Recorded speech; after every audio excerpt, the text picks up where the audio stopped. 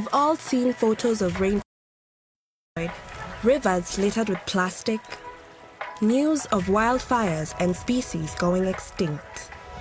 Biodiversity loss may not be happening at it should hit close to home. Everything on our planet, including us, is interconnected and interdependent. Biodiversity is like a delicate set of bricks or Jenga tower.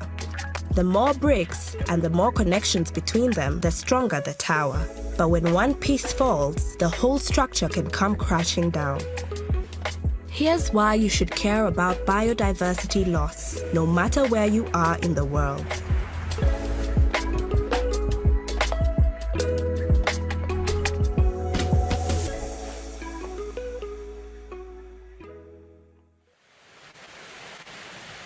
What exactly is biodiversity? Here's a clue. We often call it something else, nature. We tend to think of nature as forests, oceans, rivers, and mountains, but it's more than that.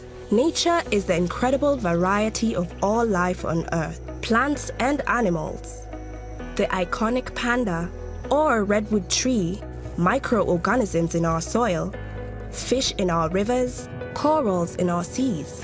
All these species and the spaces they call home make up biodiversity. Losing healthy habitats means losing access to clean air, water, fertile soils, and many other natural resources essential to our survival, livelihoods, and well-being. It also means losing our greatest allies against the climate crisis. Forests, oceans, grasslands, and wetlands absorb greenhouse gases from the atmosphere, while mangroves and coral reefs act as natural defenses against floods and hurricanes. Falling plant and animal populations impacts us too, but it can be harder to see how. Let's start small, literally. We're talking genes. Different combinations of genes cause small variations in appearance, build, and behavior even among members of the same species. Characteristics that can prove beneficial as environments change and new challenges emerge. But as populations drop, so does gene diversity, making species like those we depend on for food and agriculture less adaptable to stresses such as diseases, pests, droughts, and climate change. And when we lose any species, it can spell disaster for countless others. Here's an example. Tiny yet mighty. Bees and other insects play a giant role in creating healthy ecosystems. If we lose insects, we don't only lose our pollinators, we'd lose the birds that feed on them and keep the pests that harm crops and habitats under control. But this domino effect doesn't end on land. Life in water is affected as birds help fertilize coral reefs and other marine ecosystems through nutrients in their droppings. Ecosystems that nourish the fish that over 3 billion people rely on for food and an essential source of protein. But enough of theory. Here's the truth. Right now, we are losing biodiversity at an alarming and unprecedented rate. 500,000 insect species are threatened with extinction. The average population sizes of wildlife have dropped by 68% since 1970. We've already destroyed half of the world's corals and lose forest areas the size of 27 football fields every minute. These aren't just sad statistics. These are sirens. Signs that action from communities, businesses, governments, world leaders, and each and every one of us to transform our broken relationship with nature. We are and always will be part of the equation. So now, let's be part of the solution.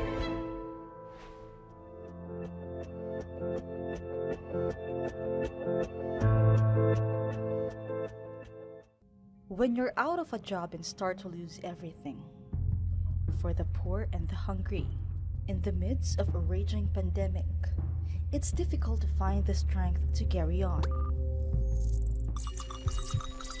The incidence of hunger in the Philippines has been growing every year.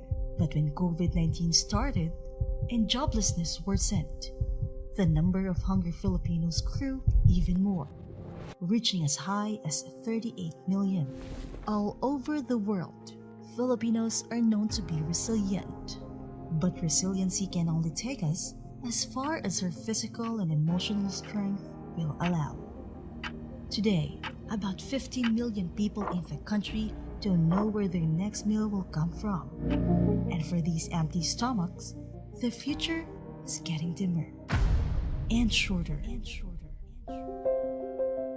As the Philippines' largest telco operator, Globe aims to uplift the lives of Filipinos with kindness, care, and compassion. Driven by its purpose to treat people right, to create a globe of good, the company rose to the challenge of addressing a severe problem faced by many struggling families in the country. Calling on its customers, local and international partners, Globe came up with a solution that would help address the nation's critical condition: hunger.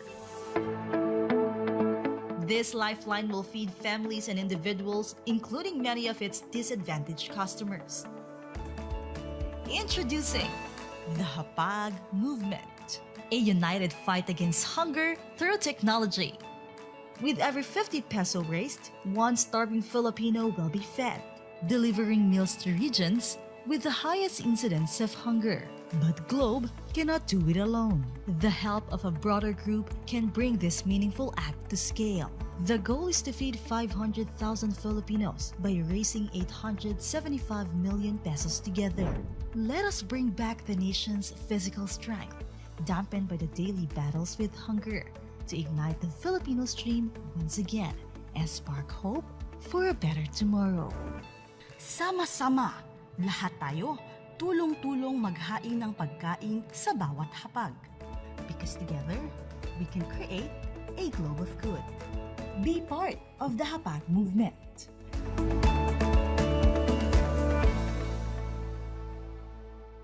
We know how to measure the state of nature with enough detail to know whether we have made things better or worse by 2030. Progress to achieving a nature-positive world must be measured at 3 scales: species, ecosystems, and natural processes. Many species today face extinction as a result of human activity. Monitoring extinction risks, population numbers, and diversity gives us a clear picture of whether we are having a positive or negative impact on our natural world and the species that live in it. It is critical that we continually assess the health of ecosystems, the web of relationships between different species. This is done by looking at habitat extent and integrity, as well as other indicators such as the presence of apex predators like sharks in ecosystems such as coral reefs. Measuring natural processes is an important indicator of the health of the natural world. For example, river flows and the sediments they carry are essential for ecosystems such as mangroves to function. Actions taken by governments, businesses, and people that maintain and improve these metrics would lead to a nature-positive world by 2030, with more nature than we have now. Working together for a nature-positive outcome will have benefits for all people and the planet.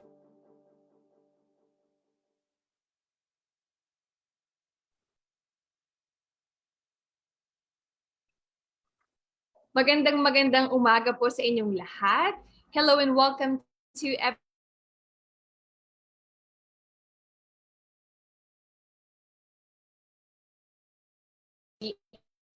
of Climate Education. I'm your host, Karen Nabasco, your WWF Philippines Ambassador, and I'll be taking you through today's learning path about caring for the environment through climate education.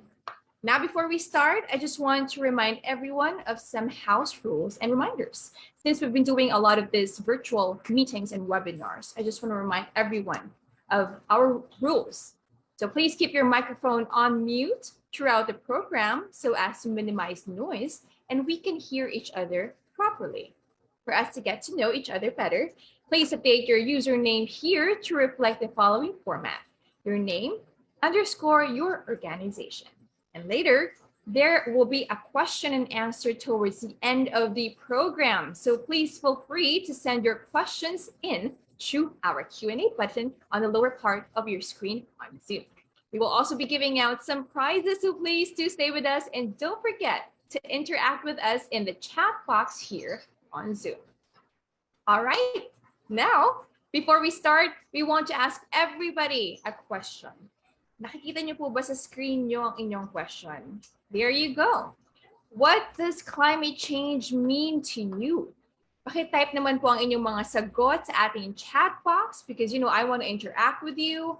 I want to see what area do you understand or what level you understand about climate change so we can further increase your knowledge about it throughout the webinar. Because I can truly tell you, exciting yung webinar. It's something that you're going to learn a lot from it. And it's important for us to understand the basics about climate change, even as young as you guys are. So please type in your answers sa ating chat box. What does climate change mean to you? Don't be afraid, don't be shy. Just put in your answers on the chat box so we can see them. Now, questions are actually coming in. So just put in your questions on the chat box. What does climate change mean to you? I don't want to give my answer first, but I want to listen to what you guys can say so we would have an idea where are we going to get this webinar from or where are we going to navigate it afterwards so you guys would know more about what climate change is. All right, I think our answers are coming in. What does climate change mean to you? Ayan, thank you po very much for all the answers. Babalikan ko na lang later yung mga sagot ninyo. Pero for now, everybody is energized, and excited. Let's begin. I think a lot of people are just a little shy because it's early in the morning, but that's okay. Ako na sasagot ng question. What does climate change mean to you? Okay, actually some of the answers are coming in already from Sally. Drastic changes in the environment. Yeah, that's right. Drastic changes in the planet that's what climate change means to Sally. Here, where there's also more that's coming in. Vegetables are just so expensive now because of climate change. Yes, there's a effect, a direct result, or a relationship to that.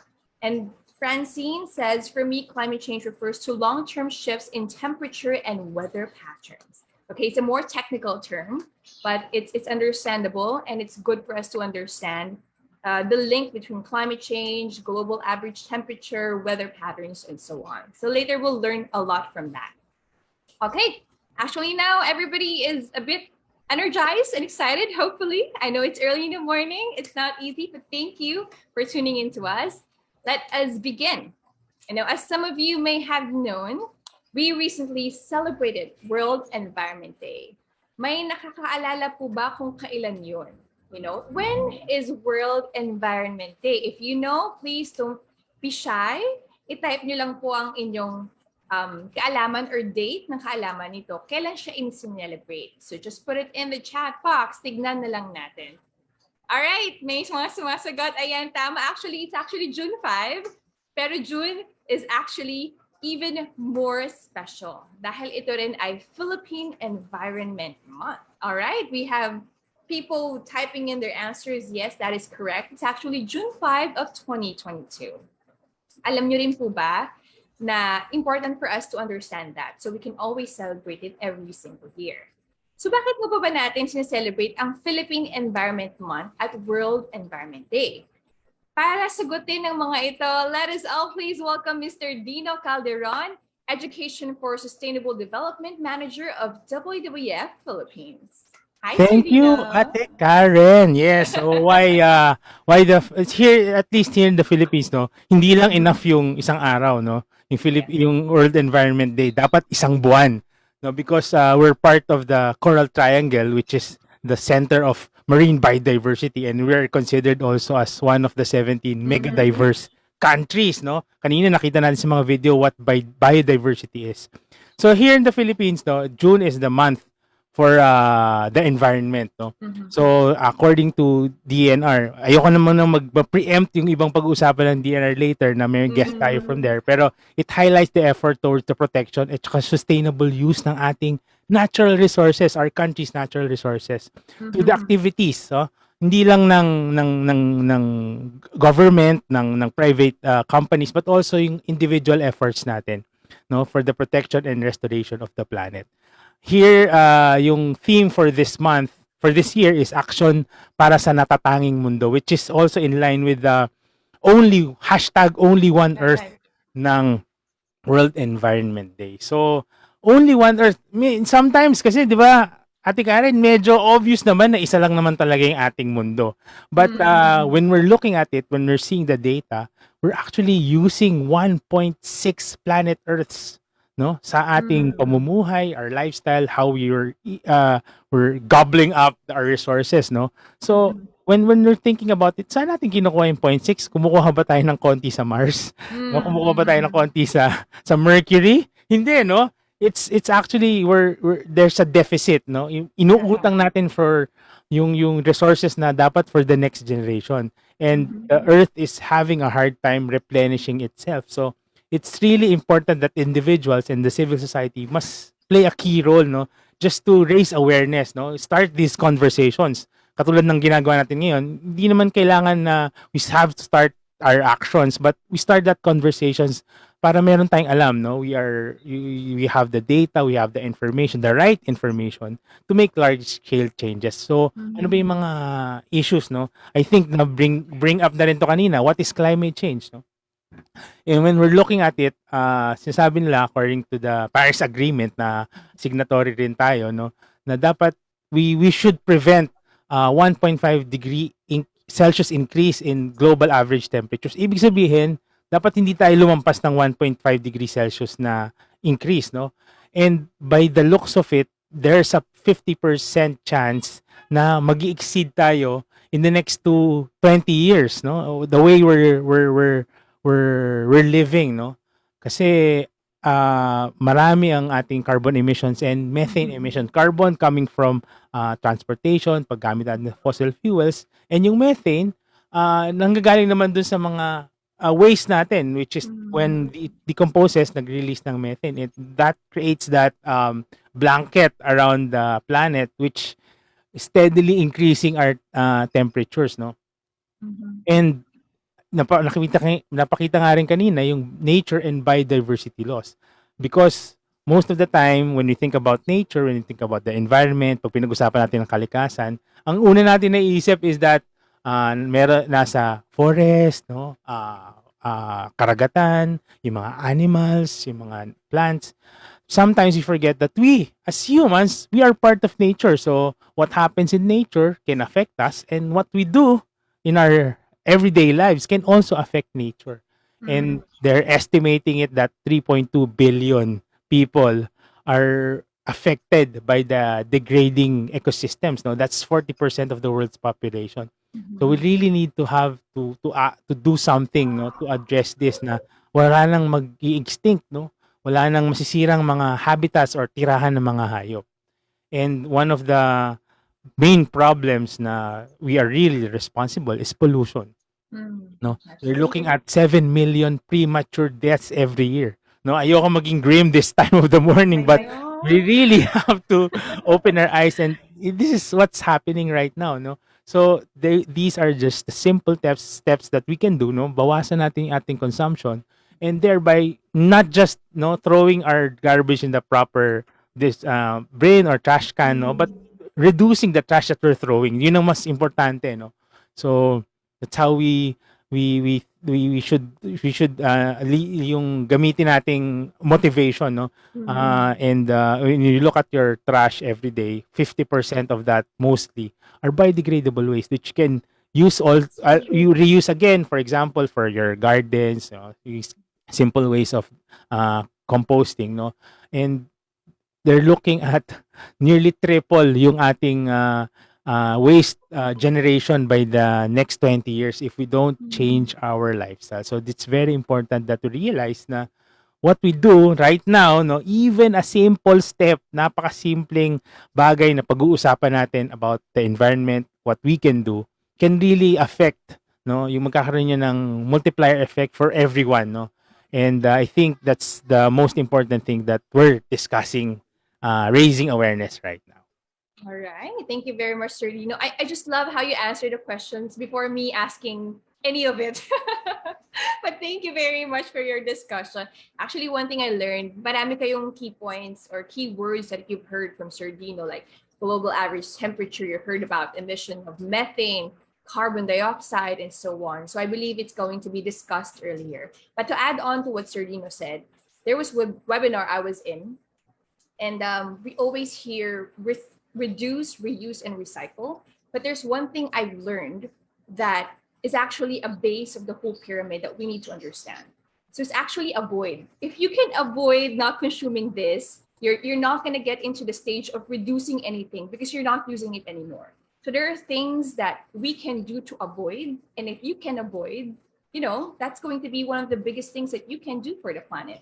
Avoid using these things, avoid buying it because you don't need it.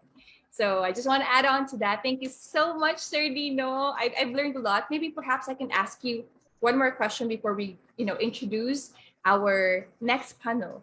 What is the three-prong approach to 2022? Can you discuss like points of pollution action, nature action, climate action, in a summarized version?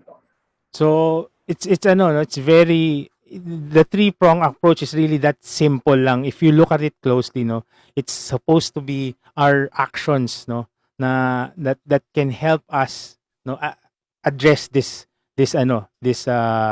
crisis, So yung pollution action, so that's yung pinaka malaki talagang bagay. I have to reiterate this, yung sinabi ni Ate Karen, na it's about that generation, about consumption. Minsan hindi na natin kailangan pero binibili pa rin natin kasi merong want no. Pero by reducing, yun sinasabi mo nga, yung zero waste hierarchy, I think that's the reverse pyramid, The reducing of their consumption is really that important step, And it follows, pagka mas babawas na yung ginagamit natin, mas mabawasan na rin yung tinatapon natin. And alam naman natin na everything goes into the ocean, and we are as our country bounded by the ocean, mababawasan natin yung ating pollution. And yung effect nito, in 2015 na brand tayo as nakita na we are third largest plastic polluter in the world. So mabawasan lang natin yun. It can affect nature already. It can preserve and conserve their habitats already. And yung production, na nabanggit ko kanina, the production of these materials contribute to our carbon emissions, So indirectly, by not buying those things, mababawasan natin yung ating carbon emissions, thereby contributing to the climate action. So it's very simple steps, kahit na anong sabihin ng mga scientists na ganito yung mga problema sa ating individuals na karaniwang tao, isang step lang, malaking bagay na ito talaga. And that's really what I think we have to reiterate today, na we have to have that information. Ano ba yung matutulong ko? And how kumbaga efficient way, Baka naman may ginagawa ka na okay lang, pero may mas simpler things na mas malaki yung effect.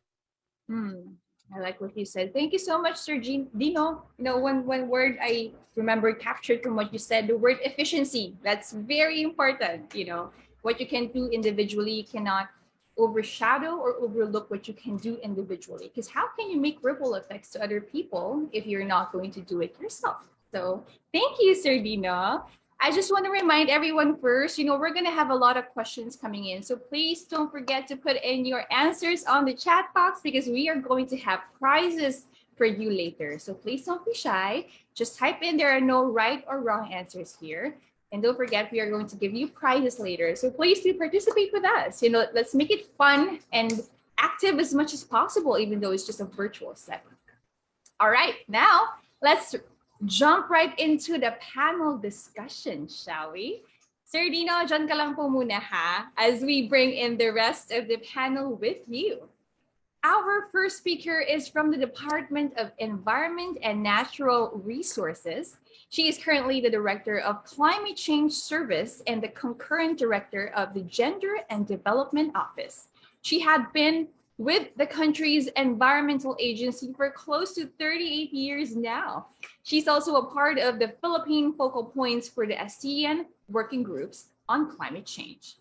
Everyone, please welcome Director Ellen Basu.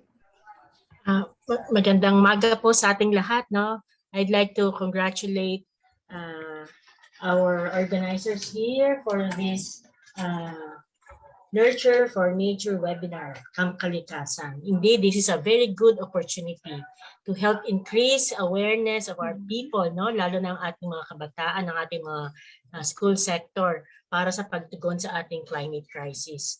Thank you for this opportunity to share. No? Alam mo naman tayo sa Pilipinas, we're battered by an average of 20 typhoons a year siguro. No? Kaya marami talagang mga epekto ng pabago-bagong klimang nararanasan natin. Pero siguro gusto ko lang banggitin na alam mo, tayo rin bilang bansa ay nagsumite sa United Nations Framework Convention on Climate Change, ang tinatawag nating National Determined Contribution.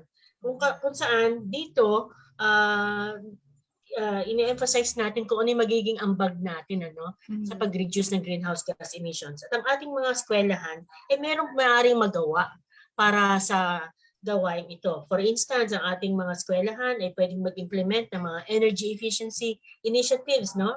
Mag-conserve ng ating ilaw, ng ating kuryente, sa ating paggamit ng mga appliances sa eskwelahan, mag-implement ng environmental management system, mag-replace ng incandescent and fluorescent lamps kung meron pang mga eskwelahan natin na gano'n, no? Sa ating mga kantina, sa ating mga canteens, no? Pwede tayong mag-promote ng increasing more plant-based diet, no? Dahil ito ay makakalikasan, makaklima. Siguro mag-serve tayo less and less ng mga meat sa ating mga meals. Mag-address ng food waste by creating zero waste classrooms. Mag-introduce ng composting sa ating mga estudyante, sa ating mga empleyado. Mag-update ng ating mga facility materials. Gamitin din natin na mas maging efficiente ang ating mga modes of transportation, mag-encourage sa ating mga estudyante, sa ating mga non-academic personnel, sa ating mga guro ng paggamit ng public transport o ng ating mga mass transit services, pag-invest sa mga research and development ng ating mga estudyante para higit na makahanap ng mga alternative at simple ways to manage our resources efficiently and sustainably. At siguro sa ating mga gusali, mag-pursue ng green infrastructure, mga tinatawag nating mga recycled building materials, upcycled plastic, paggamit ng bamboo, mga ating mga green walls and roofs. I think yun lamang muna, no? Kasi marami pa tayong mga kasamahan na magbabahagi sa ating programa. Maraming salamat po sa opportunity na to. Thank you so much, Director Ellen, and good morning to you. Maraming salamat for your tips. You know, we haven't opened the discussion yet, pero maraming salamat already for giving us the tips. Thank you. All right. Thank you. All right. Up next, we have a representative from the Department of Education. She is from Schools Division Office in Muntinlupa and has been a long-time advocate for access to education. Please welcome Dr. Armida Oblinada. Hi, ma'am. Good morning. It's a wonderful Wednesday to all of us. Okay, can I share screen so that my preparation? Yes, ma'am. Okay po. I'll just introduce our panel lang po, ma'am. And then you can share screen later. Oh, All right. No worries. Okay, we also have the, it's okay, ma'am. I love your energy for this morning. We need that. Okay. We also have with us our partners from Globe who have helped us make all of today's event possible. Let us all welcome Climate Action Lead, Pete Fernandez. Hi, Pete. Hi, good morning and happy Hump Day Wednesday. Nice to see everyone here and looking forward to a fruitful discussion. All right, thank you, Pete. We're also very lucky to be joined by our WWF Philippines ambassador, our youngest one. Hi, Sia. Welcome, Sia.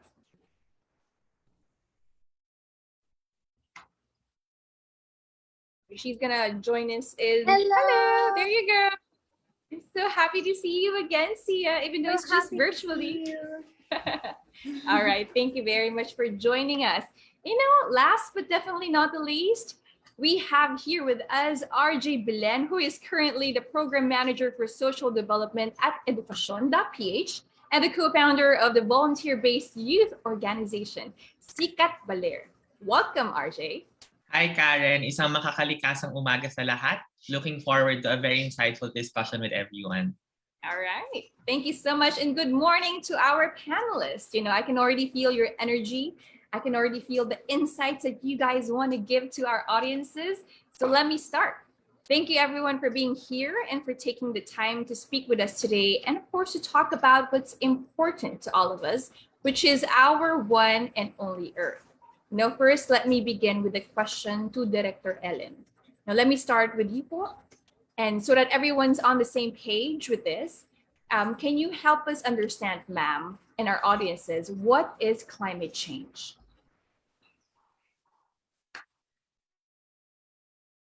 Nasabi nating pabago-bagong klima, no? Yung pagkakaroon natin ng mga extreme weather events, dala ng accumulation ng greenhouse gases sa ating kalawakan, no? At dahil dulot ng ating mga gawain sa enerhiya, sa transportasyon, sa agrikultura, sa industriya, no? Sa populasyon na ating mga ang mga emissions ng carbon, na sinasabing greenhouse gases na nag-accumulate, nagbi-build up, nagiging sanhi ng global warming na nagiging dahilan ng pabago-bagong klima. Ito yung konsepto natin ng climate change. All right. I hope our students got that. Our greenhouse gases. Let's further understand, maybe perhaps other of our panelists can further explain to that. Now I have a follow-up question. What are the impacts of climate change that we experience here in the Philippines? Ang mga epekto ng pabagong-bagong klima sa atin ay ang matinding bagyo na merong kaakibat na pagbaha sa ating mga lugar. Minsan naman ang extreme weather event ay tagtuyot, no? Kaya it can be very extreme, very high rainfall patterns, or na very extreme weather, very devastating typhoons, o yung kulang naman sa tubig na may mga pagtagtuyot. At pag meron tayong mga extreme weather events, pwede rin itong kapulutan ng pagtaas ng ating mga baybayin, ng ating mga sea levels, no? At dahil dito, pwede rin magkaroon tayo ng mga sakit na dulot ng mga pabago-bagong klima.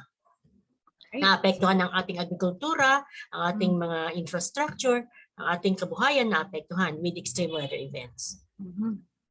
Good. She already gave a lot of insights to us. Disease can happen. Agricultures can be affected because of the intensified effects of all these weather events because of climate change. Salamat po. Last one. How would you explain and define climate education? And do you feel that it is important in addressing climate change?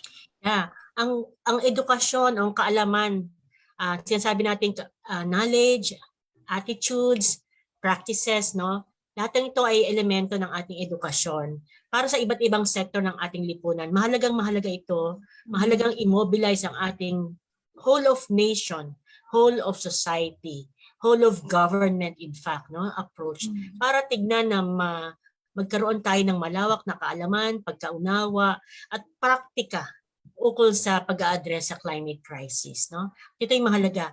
Mahalagang isulong ng ating sektor, no? Sektor ng private tulad ng ginagawa natin ngayon, no?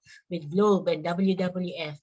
Sektor ng ating gobyerno, sa iba't ibang government agencies, sektor ng ating media, sektor ng ating non-government organizations, sektor ng ating eskwelahan, ng mga guro, ng mga estudyante. Ito lahat ay mahalaga para gawin nating pangkabuuan ng ating edukasyon, ng lipunan to address the climate crisis. Wow, thank you very much, ma'am. I could remember, I can't fully remember if I have a curriculum way back in elementary, if I had Earth or environmental sciences, but it's good to have it. So it's actually good to have this kind of webinar for us to share our insights and our knowledge to the younger generation, as young as they are. What is climate education? What is climate change? Maraming salamat po, Director Ellen. If any of our panelists would love to add to that, please feel free. Just unmute and we can make it as a free conversation to everybody in our panelists. All right. For now, let's go to Dr. Armida. Hi, good morning, ma'am. Ma'am, I believe you're on mute po. Good morning to everyone. Ayan, ganun ako Alright. ka-excited kasi it's a Wow Wednesday. I love it. Okay. All right. So- Good morning, So, ma'am. to add with, actually, for a climate change, it is actually a change in climate, which is attributed directly to the human activity. It's us. Yeah. No more blaming for our five fingers, kasi pag nag-blame tayo, we have the three. Part of That's that true. is us. So that is actually a very simple illustration that alters the composition of the global atmosphere, in which, in addition to the natural climate variability observed over a comparable time of period. So it's a never-ending change, but sadly, it is actually the worst change that we could face for the future. So that's actually for climate change. Yes, ma'am. With that being said, could you give our audience a bit of insights as to how climate change and climate action are integrated in our current curriculum in the Philippines? Yes, ma'am. Can I have a screen Share sharing? screen? Sure, sure. Yeah. Maybe you can also share with us, ma'am, the statistics about it when you share your screen. Yes. Okay. So, I love how you're very prepared, Dr. Armida. oo nga daw po. Okay. Kita na po ba? Visible na po ba? Yes po. Okay. I-slideshow lang natin. Okay. Okay. So, welcome to the hashtag only one Earth that we have, actually. We live on this Mother Earth that could possibly doing or actually working in us. So we have the nurture, the nature. So thank you for the WWF and also for the Globe for actually hosting this kind of webinar. Sabi nga nila, walang makapipigil sa atin sa pagsulong sa ating kalikasan. Kaya meron tayong Camp Kalikasan. Okay.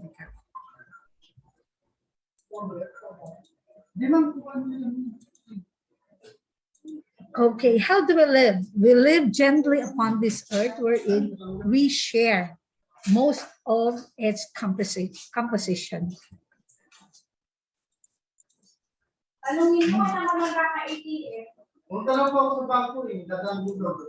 Okay, we have also climate change in the classroom. Truly, it is actually what's happening in our classrooms. There is a great change. Kanina, sinabi na po ni Director kung ano yung mga common. We have the El Nino and the La Nina, which is actually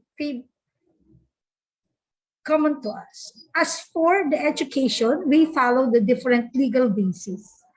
Okay, these are actually for the revitalized tree planting and greening program implementation.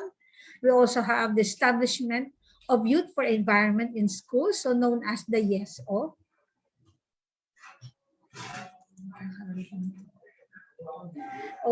The responding to the threats of climate change and global warming through massive, intensive, sustained, and tree planting, and tree growing, and tree caring program.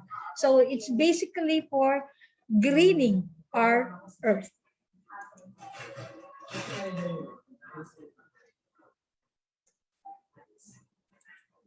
Yeah, we also have the mandates. These are actually the activities done in the school, wherein all of the personnel in the school, private and public, would be a part of this by strengthening the environmental education.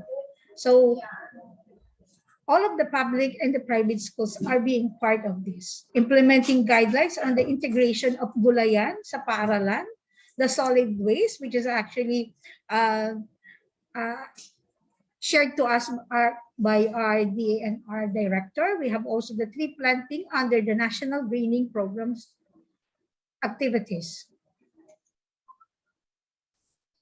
Okay, we have also this legal basis for the intensifying the lesson. So you are asking kanina for our curriculum. So we as encouraging the school administrators to do our part in the instructional materials. intensify the lesson in all science subjects. Environmental concerns shall be taught in integrated and related to learning areas, not only in science, but other learning areas. As for Araling Panlipunan, sa EPP, we have also in math for statistics. Kanina tinatanong ng ating host that there would be a number. So another is to encourage to attend our lecture, seminar, workshop. So this time we have the webinars, conferences, and forums related to the environmental education. Itong ginagawa natin is actually encouraging teachers and also learners who is actually watching on our Zoom.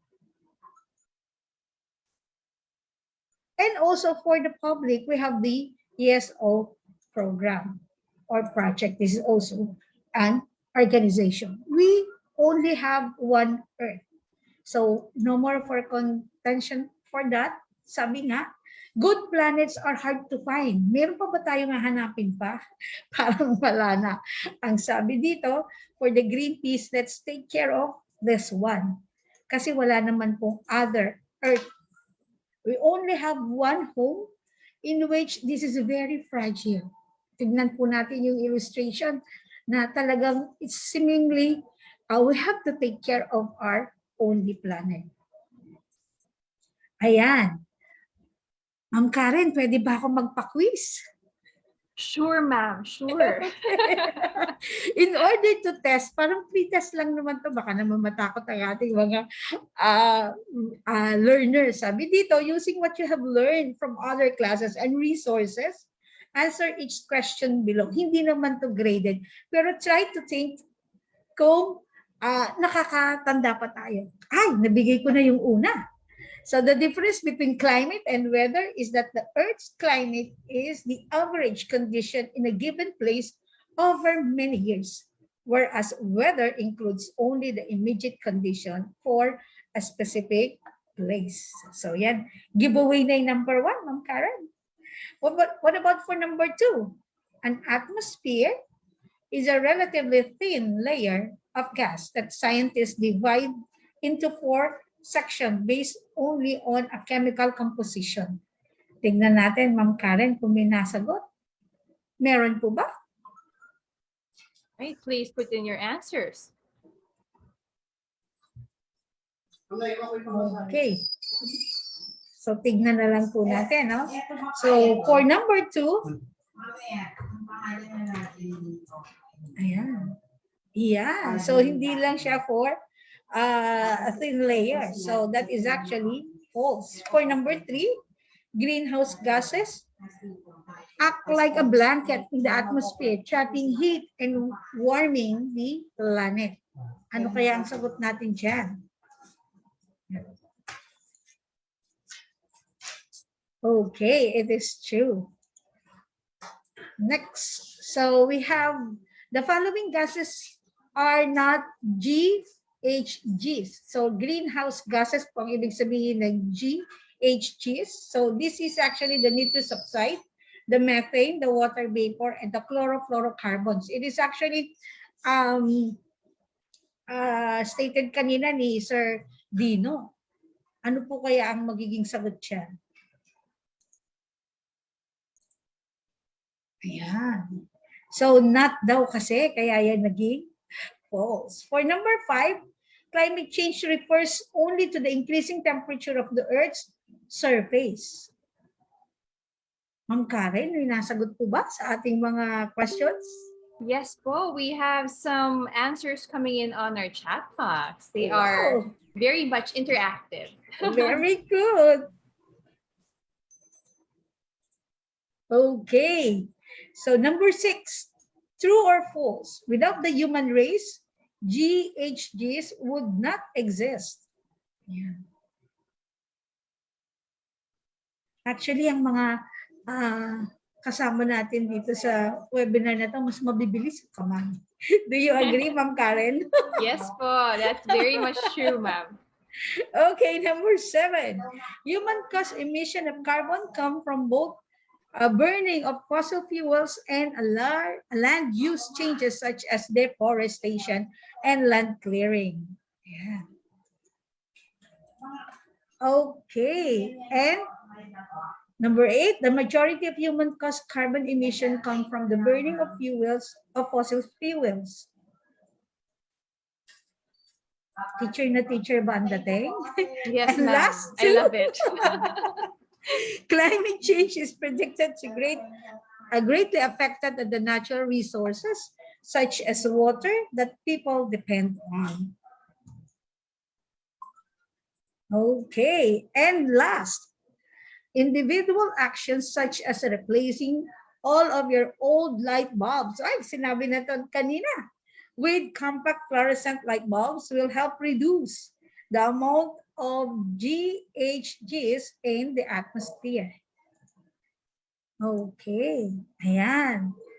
Sir Dino, taken from sa inyo po ito, WWF Climate Change Module. That is actually one thing na yung partnership natin with the WWF can be used actually with a great help po para sa SDO Muntinlupa. Okay, Ma'am Karen, marami na ba ang ating mga highest pointers? Yes. They are answering all of your questions, ma'am. Thank you.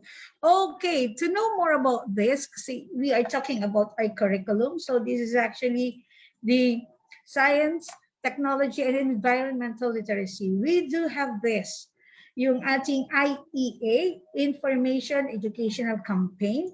Not only for this, but we have the development of scientifically, technologically, and environmentally literate and productive members of our society who are critical problem solvers. Sabi nga kanina, we have to solve all, not all, or actually the problems that we have in our society, beginning in our society, in our own end, responsible stewards of nature, innovative and creative citizen, and informed decision makers and effective communicators. So this is actually many of the skills that we are trying to put in a public school for our learners' sake.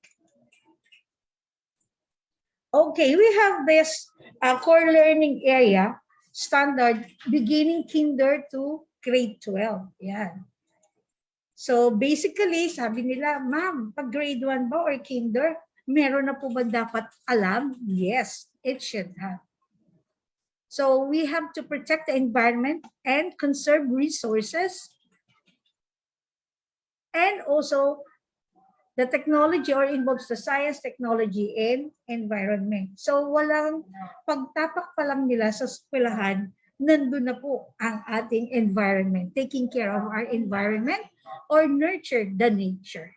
So for kindergarten, we have weather conditions. Nabanggit po natin yan na talagang ang ating weather condition ngayon is very massive in change. For grade 1, we have also different situations that describe the weather. And all of our learners are actually very critical in the ways kung paano nila makakombat to in their own way. Kahit po yung grade 1, ay kayang-kaya na po niyan makipagsabayan for this knowledge or concept. We have also grade 3, ayan, more curious about their surroundings, appreciate nature, and practice health and safety measures. And for grade 4, to describe the function of the different living organism and how to practice ways to maintain. We also have the knowledge of the weather condition in making decision for the day. Siguro, ito yung mas higher level na because in the grade 1, meron tayong na, kung natatandaan mo, Ma'am Karen, tinatanong ka, what is the weather for today?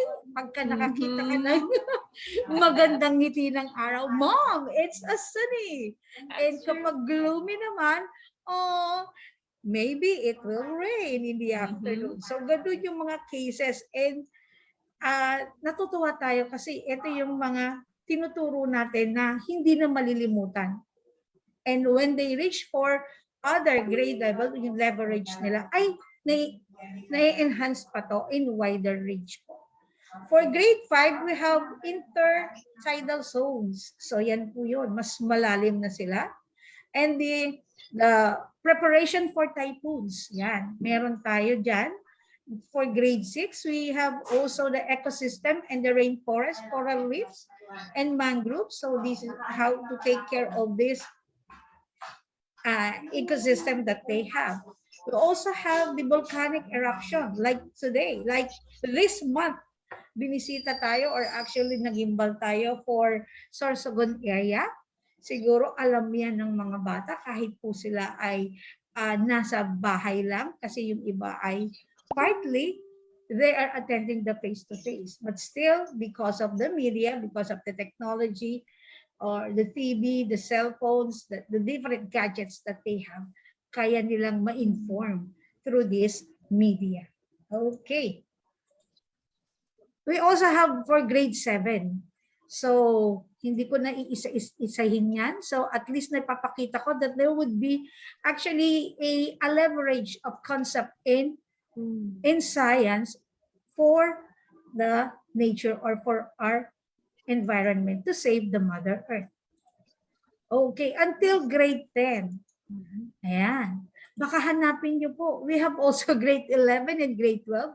So this is actually on the disaster risk reduction po.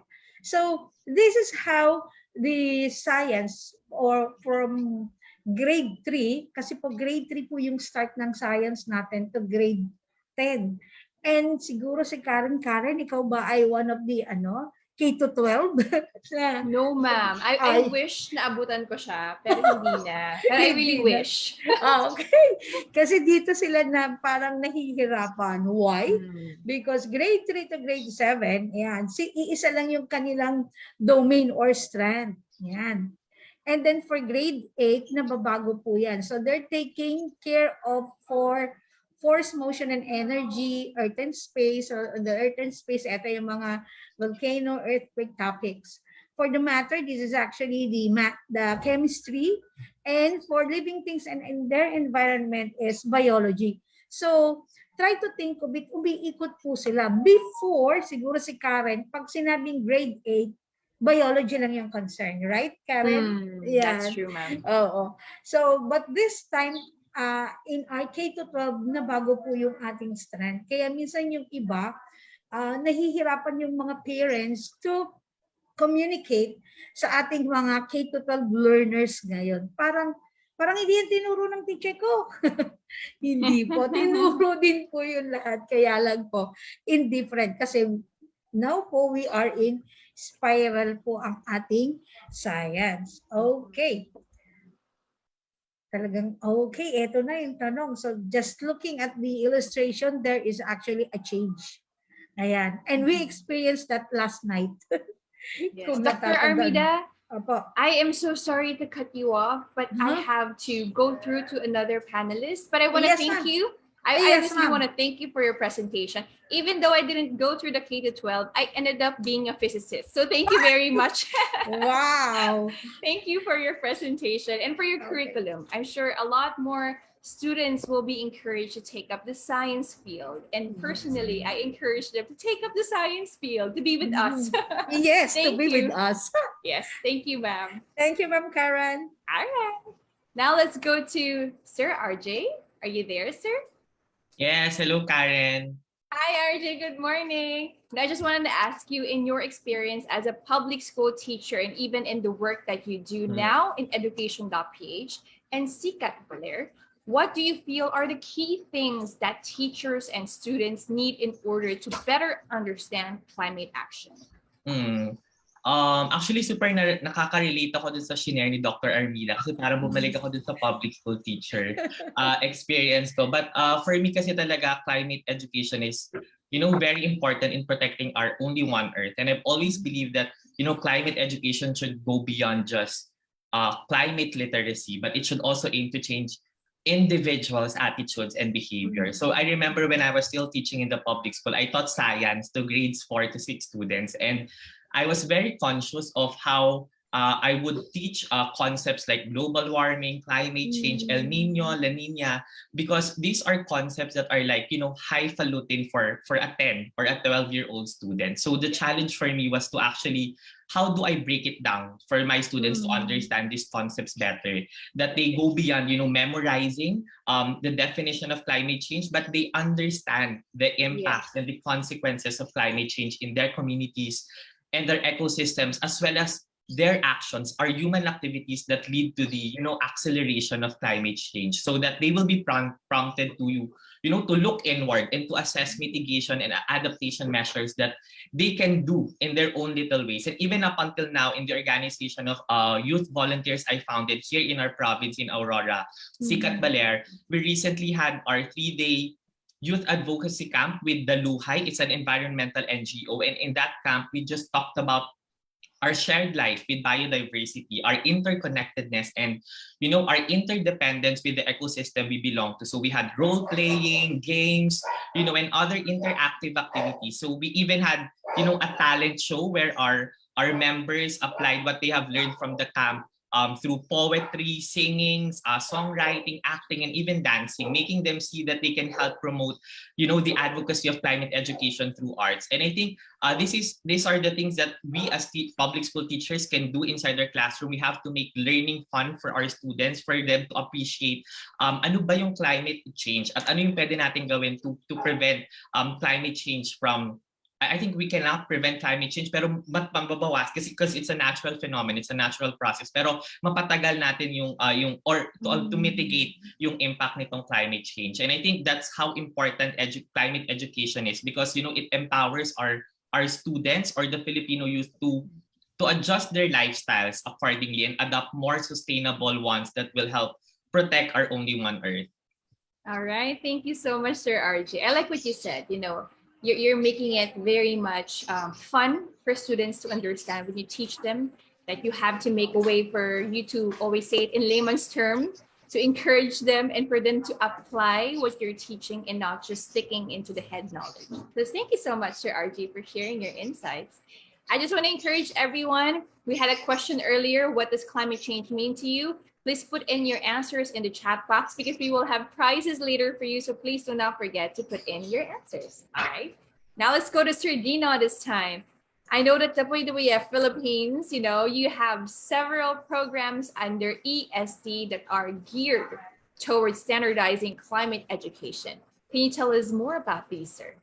Yes, okay. So yung pinakita ni Dr. Oblinada kanina, that's yung classroom setting, no. Kami yung mga kumbaga sa nung grade school o nung high school, kami yung mga visitors, no. Kami yung mga nagbibigay ng additional information to reinforce their knowledge about the environmental education. So kadalasan meron kami mga dinadalang, tanggalin ko lang yung aking virtual background just to show you. As an example, no, we bring stuffed toys like this, no, para lang to encourage them to know more about their environment. Actually, yung sinabi ni RJ kanina, interconnectedness, that's very important, no, sa Filipino word, magandang term to yung pagkakaugnay-ugnay.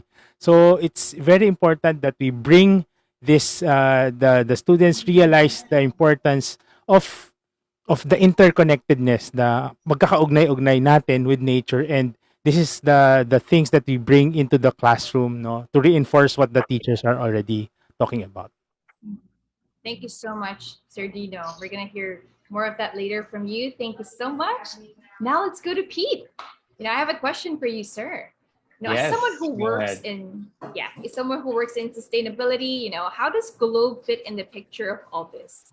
Can you give us an idea or ideas as to how the company promotes climate action and climate education? Okay, sige. Before answering your question, gusto ko sana ipakilala si Globe and kung ano yung sustainability para sa amin. So, sustainability at Globe is anchored on our purpose, which is in everything we do, we treat people right to create a globe of good. So let's focus on that, creating a globe of good, no? So we do this in 3 ways. First is we ensure that we operate responsibly. And then second, we create positive impact to the environment and society. And lastly is we advocate for environmental, social governance, or what we call ESG, or sustainability adoption.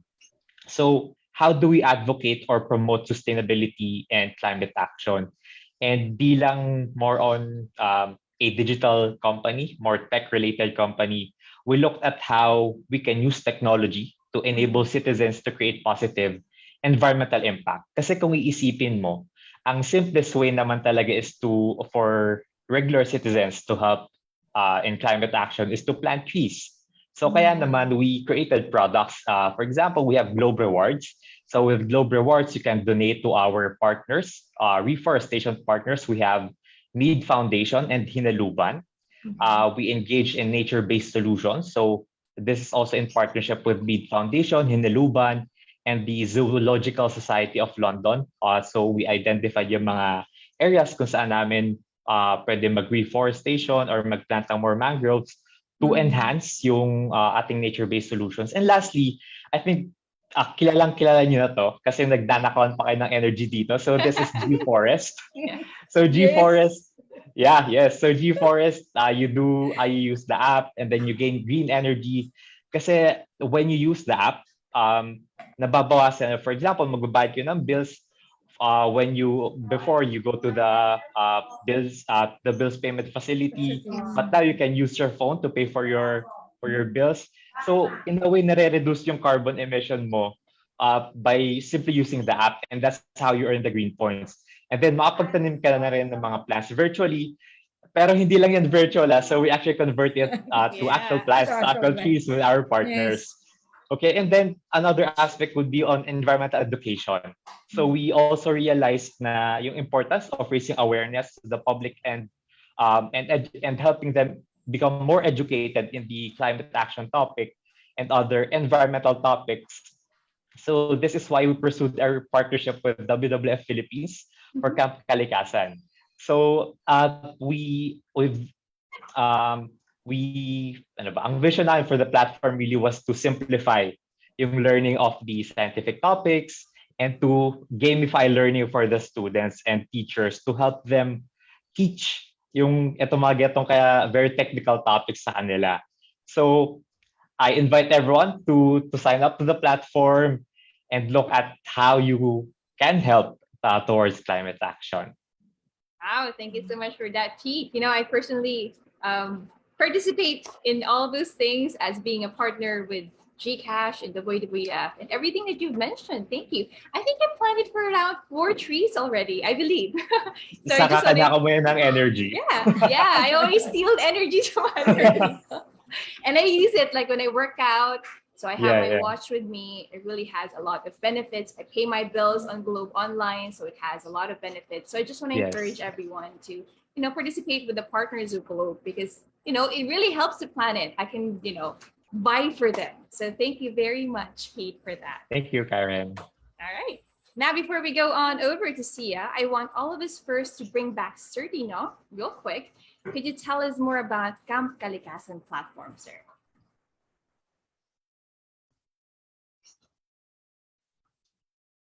Sir Dino, I believe you're on mute, sir. Okay, so what is Camp Kalikasan? No? So it's an online platform that you can register and you can access information. That's the important thing naman eh. Katulad nung pinakita ni Dr. Oblinada kanina, we need this information, hindi lang para sa teachers, but also for the students as well, para meron din silang source of information, but also for the parents, para makakasabay rin sila sa kanilang mga anak na ay hindi na excuse na hindi ko alam yan anak eh, no? So hindi na pwedeng maging excuse yung ano na yun na hindi mo alam yung pinag-uusapan because you can easily access this to your phone or your gadget or your laptop, no? So can I just show you yung simple lang, no, how this works. So ano na to, no? Medyo nabilisan ko na kasi there's actually Zia made a video already on how to register. And this is when you register, no, and then you can see this interface. Actually, yung nakita niyo sa taas, yung Tarsier sa taas, Pilandok, sorry. Yung Pilandok na yan, no, you can change that avatar for yourself. So this one is a teacher's profile. So meron environmental education, but the citizens and the students can access the three modules, the biodiversity, climate change, and energy. Pero since nasimulan ko na rin yung biodiversity kanina, no, it's so important na makita natin dito lang. So you have these, may pre-quiz din, pero hindi ko na dadaanan kasi baka na-tense na kayo sa pre-quiz ni Dr. Oblinada kanina. So meron din dyan. And the important thing is, kailangan matapos mo each stage before you can go to the next one. So walang shortcutting. So you really have to understand most of the concepts, no? So you take your time, no? May videos and photos, but especially, no, of course, important sa atin yung mga giraffes, yung mga polar bears, panda, no, the lions, but importante rin sa atin yung mga endemic species, yung species na nakikita na dito lang sa Pilipinas. For example, the Visayan wartipig, no, the Luzon cloud rat, alam natin yung tama raw, but these are iba pang, yung pilandok, no, na iba't iba pang uri ng hayop at halaman na matatagpuan lang dito sa Pilipinas, and we have to raise the awareness about these animals kasi kadalasan, no, of course maganda rin naman pag-usapan yung mga katulad ng whale shark kanina, but we have to also appreciate, no, yung mga iba't ibang hayop, no, dito sa ating bansa, no, so to get that appreciation and also that love, kasi once you get that awareness going, no, you get to understand, okay, ganito pala ang Pilipinas, and you get to care more for it, and eventually you start to raise awareness for it. So yun yung very important when using this platform. So anybody can easily, it's for free, no, walang bayad yan. So you can just easily, all you need is the email address, and you can go straight into the app, and yung pagka ginamit mo siya sa phone, no, para siyang native app, no, meron, hindi mo kailangan dumaan sa mga kailangan ng mouse or ng external keyboards, no, it's just easy to use.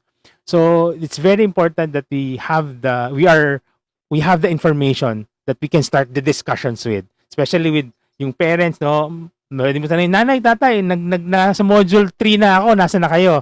Sige, susundan kita. So there's something na, pero pwede rin kayo mag-share if you just have one gadget para sa school, no. You can share it with your parents or your siblings, no, mas bata, pwedeng subukan mo magturo, and you can get for teachers yung materials that you can use for the class for that.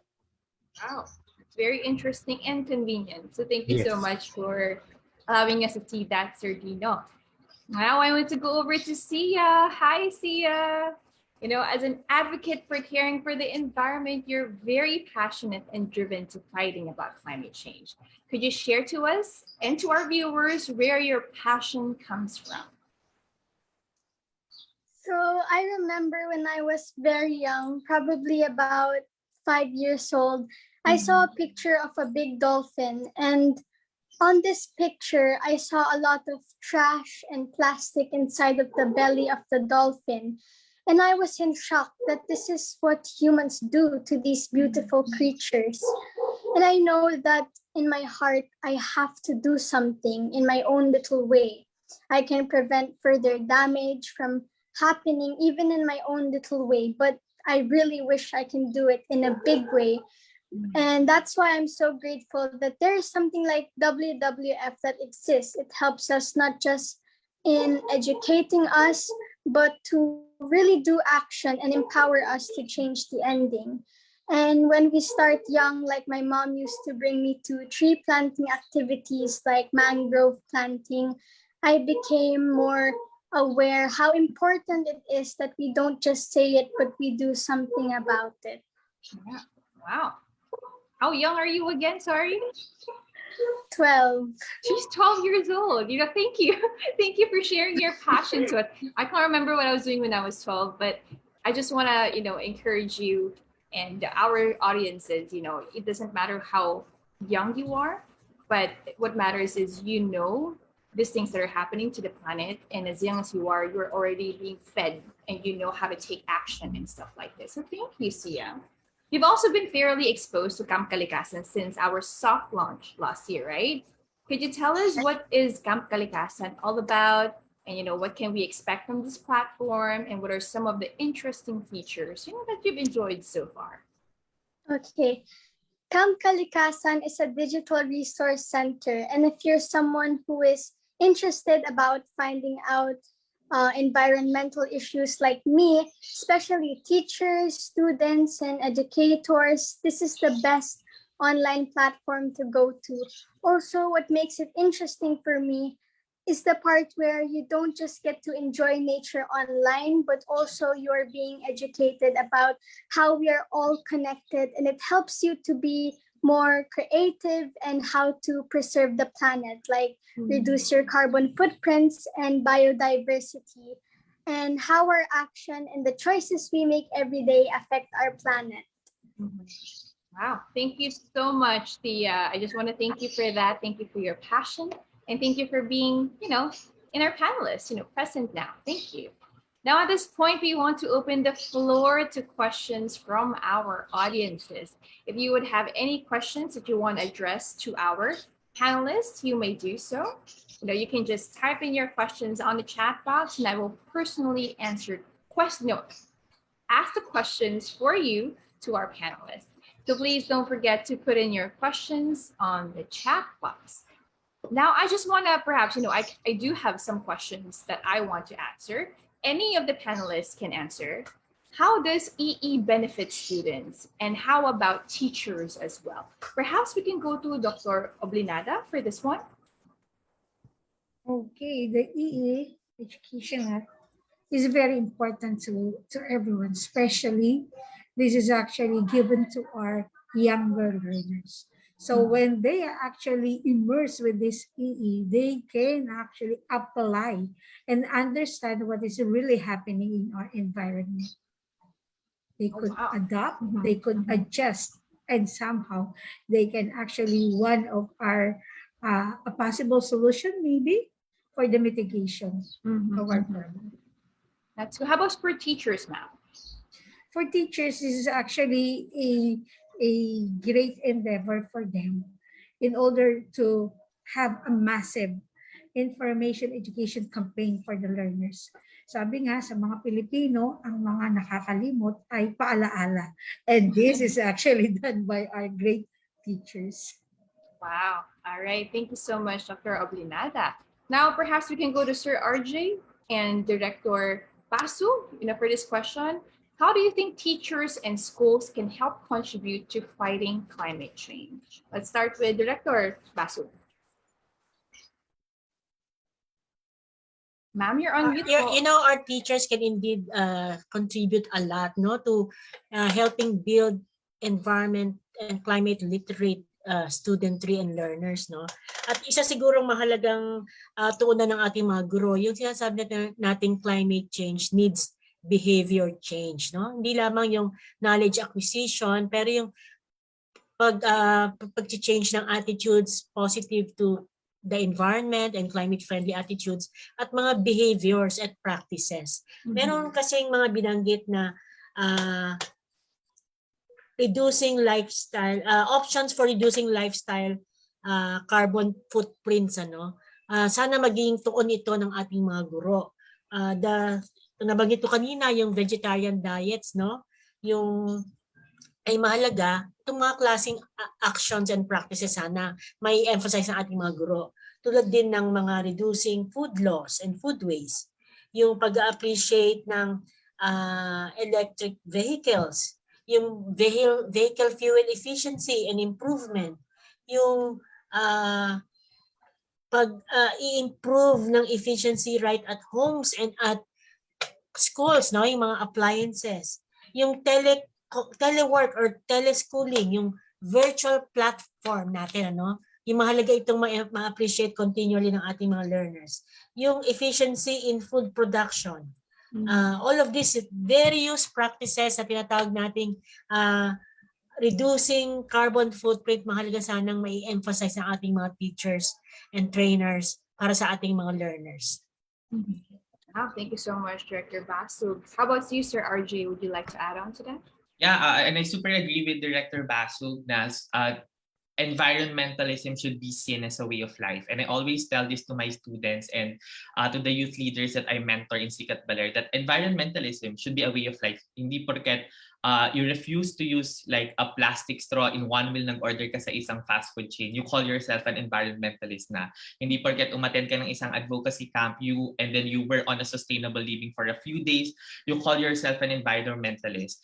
Dapat you integrate these sustainable ways of living in your everyday life at hindi sa mga piling araw lamang. So every day there has to be a constant effort to reduce our carbon footprint to help protect our only one earth. So kapag siguro sa schools, kapag may mga program tayo sa school, it can be as simple as baka hindi na tayo pwedeng magkaroon ng mga juice na naka-plastic. Baka pwedeng magtimpla na lang tayo ng juice tapos let's use reusable cups. So it can be as simple as that. Sa paggawa ng mga instructional materials natin when we are teaching, we have to make sure na itong mga instructional materials na to hindi lang siya one-time use. Baka pwede natin siyang magamit sa mga iba pang subject or maraming uses yun. And I think that's a huge challenge on us teachers kasi if we teach this to kids, to our students, tapos hindi naman nila nakikita na ginagawa natin sa pang-araw-araw na buhay, baka magkaroon ng cognitive dissonance yung tinatawag natin, di ba? So parang dito pumapasok yung power of modeling talaga.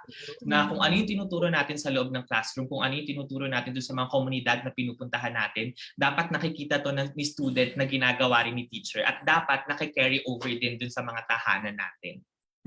Wow, those are very practical tips that you've given us. Thank you very much. Now let's go to Sir Pete. We have a question for you, sir. What are examples of green infrastructures? If you can give your insights about it. Okay, so for green infrastructures, this doesn't really mean na ito dapat yung made out of something green or made of trees or what. This will also include yung mga infrastructure that help drive a more sustainable economy. So for example, yung mga waste management facilities natin, yung mga renewable air resources natin, for example, where you're building a solar power plant, that is part of the green infrastructure. And you also have yung mga buildings natin that also implement yung rainwater collection system. Tapos yun yung ginagamit nila for washing yung mga floors, for flushing of toilets. That is part of what makes a building green or what makes an infrastructure green. So there are a lot of things and marami ring opportunities dyan for different partners natin to build more green infrastructures to drive sustainable stability in the country. Wow, it's good to hear that, different aspects of it, we can actually focus on that. So thank you. Thank you, sir, for your insights. How about you, Sia? As a kid, what do you believe is your role for education in fighting against climate change? How do you see education as important to fighting against climate change? As a child and as a student, I think it would be nice if we will have our own subject that would really focus on climate change and the environment so that we can be more aware. And I also think that if we are well educated about the environment, the more we know, the more we are being empowered. And I'm very grateful for WWF because this is like being my school subject as well, because I know a lot of things that I don't know because of WWF. Wow, thank you. I'm just happy to hear that, from your perspective, and our panelist is coming from different generations. So thank you for your insights. How about to end this one, I would like to ask Sir Dino, how can you encourage more teachers to adopt environmental education in their classrooms? Okay, so actually it's sa mga teachers natural to. It's a natural thing for them. Hindi lang nila alam na they're already teaching environmental education, no? Kasi makita mo sa mga sa desk nila may plant, yung actual plant, no? Tapos makita mo they're encouraging your students na linisin niyo yung classroom pag aalis, patayin ang ilaw. So you just really need to show them na you're actually doing it. Ginagawa niyo na to, ginagawa niyo sa bahay, ginagawa niyo sa classroom niyo, ginagawa niyo sa school niyo. So ito, nagbibigay na tayo ng content structure. So ano pa yung supplementary na information or na pwede niyong gamitin to build on those existing practices already, kasi nasa mindset lang talaga yan no, yung paano nila, how they conduct themselves. Usually nga before the pandemic when we visit, lalo na dyan sa Ma'am Dr. Oblinado, lalo dyan sa Muntinlupa, there's this one teacher always na mahilig mag-plant, mahilig mag-gardening, maski hindi niya na subject yun, palagi siyang nandun sa composting. Tapos when you talk to them, nandun yung passion, no? So you just need to ito from what we've learned from yung i-update lang yung information, no? I-update lang yung knowledge ng mga teachers, but I believe really na in their core, no, alam na nila yung what environmental education is. Wow. Thank you so much for that, Sir Dino. And thank you so much to all our panelists for that wonderful segment for our question and answer and giving your insights to everybody. And that concludes our panel discussion. Pero bago po natin tapusin ang ating usapan, syempre hindi po natin nakalimutan ang promise namin sa inyo kanina na may papamigay na prizes for those people who actually answer the question that was asked, what is the meaning of climate change to you? Yan po namin kanina, what does that mean to you? At kami po ay namili ng 10 winners mula sa chat box na nag-submit ng kanilang sagot. At ito po ang ating mga winners. I believe we're going to flash it on the screen for our 10 winners. That is going to come up. We have winners from our Facebook. We have winners from our Zoom chat as well because you continually, participated with us. Okay, I'm just gonna say the winners. I believe we have Miss Sally Juanilas. We have Francine Nicole Alug. We have Nadia Sabiniano. We have Maria Socorro Jardin Bareno. That's just for now. Those are the people that we have for now. We're just gonna read it all later as we continually go along. Oh, here, we have more. We have Vivian Bacotana. We have Sky Samson. We have Sherlyn Lat. And we have 3 more people who's going to win the prizes. We have Janet Santa Monica. We have Rolando Prado. And of course, last but not the least, we have Janina Mendoza. Thank you so much for giving in your answers to our questions. Here, you can see it on your screens. These are the winners of our icebreaker earlier. We asked the question. Pero syempre, hindi rin namin nakalimutan kayong mga viewers na nanonood sa ating live stream. Kaya rin ang mga chance na manalo ng prizes, of course, meron kayo. I-comment nyo lang po ang inyong mga sagot sa tanong na what does climate change mean to you? And what is the small thing that you promise to do with climate action? And of course, do not forget for all the winners, please send us a direct message in the chat box with your contact details, your email address, contact number, and Facebook handle. And we will reach out to you on how you can claim your prizes. Malapit na po tayo sa dulo. Bago lang po namin kayo, pakawalan and just end the program. Gusto lang namin marinig ang final words from our speakers. To all our speakers, baka you can have a hand of answering questions already, as well. What does climate change mean to you? And what will you do to support climate action? Perhaps that can be the question for your last words. Let's start with Director Ellen Basug of DENR Climate Change Services. Okay, maraming salamat. Indeed, malaki ang magagawa ng ating mga pagkilos sa edukasyon para matugunan ang tinatawag nating krisis sa klima, no? Meron po tayong ang Tinig Klima Radio program. Every week po ito, Fridays 3 to 4 p.m. Nagla-live stream po sa Radio Mindanao RMN Network, pati po sa DENR Central Office and DENR Climate Change Service Facebook account. Ang ating pong episode for this Friday ay Sining para sa Klima at Kalikasan with Cecil Guidotti Alvarez and environmental muralist A.G. Sanyo as our guest, no? Kaya po siguro para sa ating mga guro, ang Tinig Klima episodes na nagsimula pa noong 2018 ay nasa YouTube account po, nasa ating naka-upload din po sa ating Climate Change Service website, climatechange.dnr.gov.ph.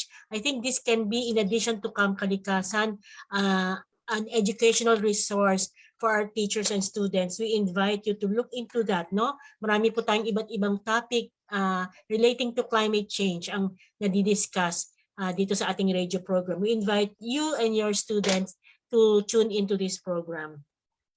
At siguro nga po, sinasabi natin nagbabagong panahon na para magbago. Tayo ang sagot natin ang kinabukasan. Maraming salamat po. Alright, maraming salamat po, Director Ellen Basu. Now let's go to Dr. Armida Oblinada. Okay, sa dami ng mga natutunan natin ngayong umagang to, truly lahat ng dito sa Zoom and also on the live would relate. And also sabi ko nga, it becomes a habit na tayo ay maging environmentalist on our own way. Hindi na kailangan pang pigilan or susugan ng susugan, kundi ito ay isa isip, isa puso at isa gawa. Maraming salamat po sa lahat. Thank you, Dr. Oblinada. Now let's go to Sir RJ Bilen. On my end, I think what we can commit as a former public school teacher and as a community development worker now is we actually have this new program in Sikat Baler called ang Batang Kali program. So it's a 5 consecutive Saturday community caravan life skills program and a series of interactive, fun, and engaging workshops aimed at helping the youth ages 10 to 17 grow into protectors and stewards of nature. So I think that's what I can commit from Sikat Baler, that's what we can commit to do. And these modules will be anchored, on learning life skills such as self-awareness, self-confidence, growth mindset, environmental awareness, citizenship, agency, and problem solving and decision-making skills. And we commit to, making this community caravan very relatable to students. So we will make it fun. We will make it, we will contextualize it. We will localize it so that our participants and our students can see the relevance of climate change among other environmental concepts to their everyday life. All right, thank you so much, Sir RJ. How about Sir Dino Calderon?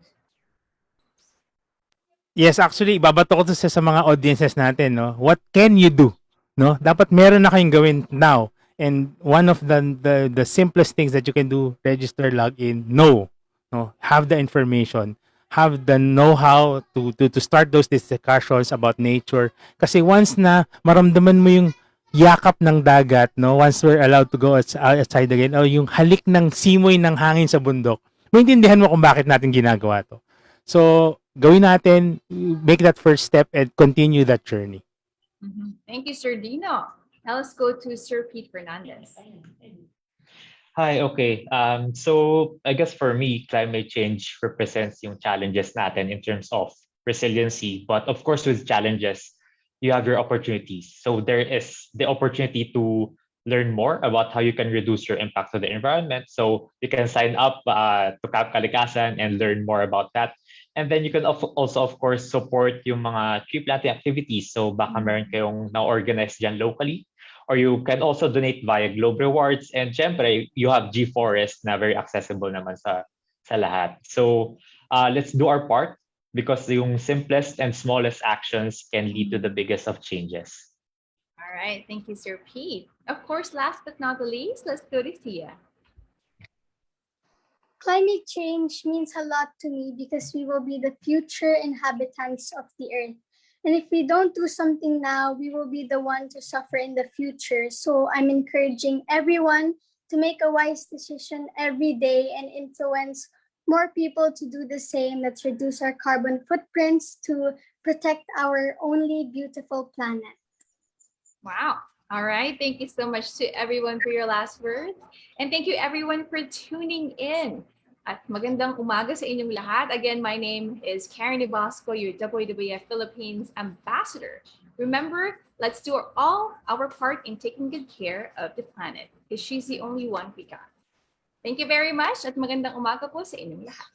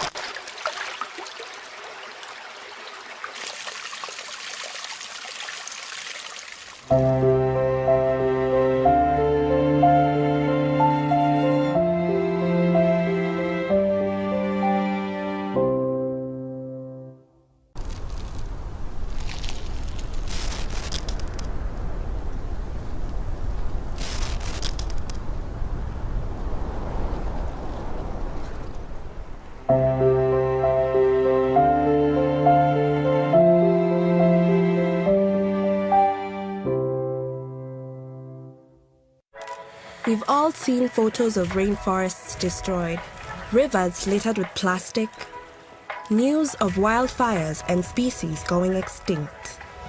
Biodiversity loss may not be happening at our doorstep, but it should hit close to home. Everything on our planet, including us, is interconnected and interdependent. Biodiversity is like a delicate set of bricks or Jenga tower. The more bricks and the more connections between them, the stronger the tower. But when one piece falls, the whole structure can come crashing down. Here's why you should care about biodiversity loss, no matter where you are in the world.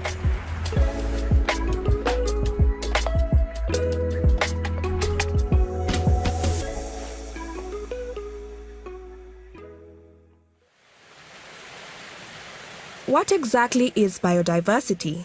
Here's a clue. We often call it something else, nature. We tend to think of nature as forests, oceans, rivers, and mountains, but it's more than that. Nature is the incredible variety of all life on Earth, plants and animals. The iconic panda or redwood tree, microorganisms in our soil, fish in our rivers, corals in our seas. All these species and the spaces they call home make up biodiversity. Losing healthy habitats means losing access to clean air, water, fertile soils, and many other natural resources essential to our survival, livelihoods, and well-being. It also means losing our greatest allies against the climate crisis.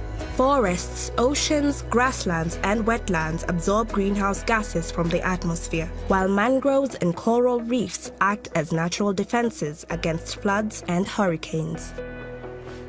Falling plant and animal populations impacts us too, but it can be harder to see how. Let's start small, literally. We're talking genes. Different combinations of genes cause small variations in appearance, build, and behavior even among members of the same species. Characteristics that can prove beneficial as environments change and new challenges emerge. But as populations drop, so does gene diversity, making species like those we depend on for food and agriculture less adaptable to stresses such as diseases, pests, drought, and climate change. And when we lose any species, it can spell disaster for countless others. Here's an example. Tiny yet mighty. Bees and other insects play a giant role in creating healthy ecosystems. If we lose insects, we don't only lose our pollinators, we'd lose the birds that feed on them and keep the pests that harm crops and habitats under control. But this domino effect doesn't end on land. Life on water is affected as birds help fertilize coral reefs and other marine ecosystems through nutrients in their droppings. Ecosystems that nourish the fish that over 3 billion people rely on for food and an essential source of protein. But enough of theory. Here's the truth. Right now, we are losing biodiversity at an alarming and unprecedented rate. 500,000 insect species are threatened with extinction. The average population sizes of wildlife have dropped by 68% since 1970. We've already destroyed half of the world's corals and lose forest areas the size of 27 football fields every minute. These aren't just sad statistics. These are sirens. Signs that we need urgent action from communities, businesses, governments, world leaders, and each and every one of us to transform our broken relationship with nature. We are and always will be part of the equation. So now, let's be part of the solution.